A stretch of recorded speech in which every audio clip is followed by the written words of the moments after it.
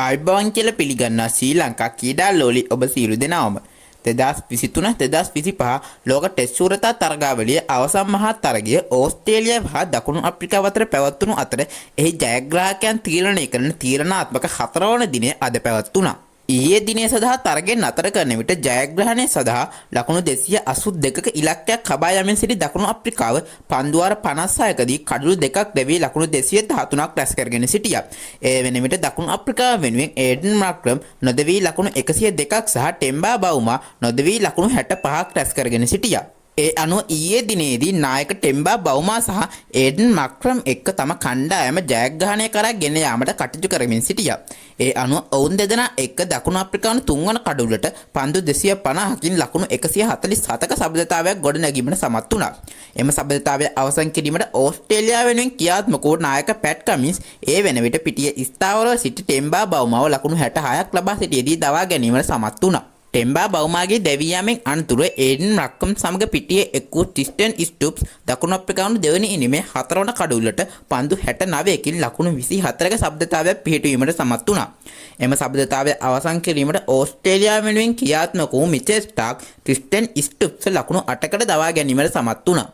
ඉන්පසු ආරම්භයේ සිටම එක් අන්තයක් ආරක්ෂා කර ගනිමින් විසිට ඉනිමක් ක්‍රියාත්මක කළ ඒඩන් මාක්‍රම් තම කණ්ඩායමේ අනෙකුත් පිතිකරුවන් සමග එක්ව දකුණු අප්‍රිකාව ජයග්‍රහණය කරගෙන ගියා.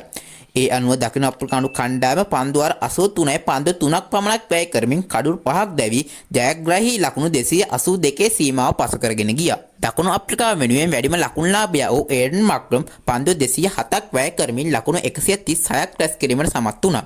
ඔහුගේ එම ඉනිමට 4 පහරවල් 14ක් ඇතුළත් වුණා.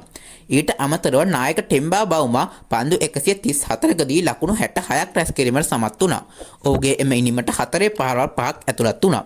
ඕස්ට්‍රේලියාව වෙනුවෙන් වැඩිම ලකුණුලාභියා වූ මිචෙල් ස්ටාක් පන්දුවාර 14යි පන්දු 3කදී එක් නිලකුණු පන්දුවාරයක් සමගින් ලකුණු 65කට කඩලු 3ක් බිඳ දැමීමට සමත් වුණා.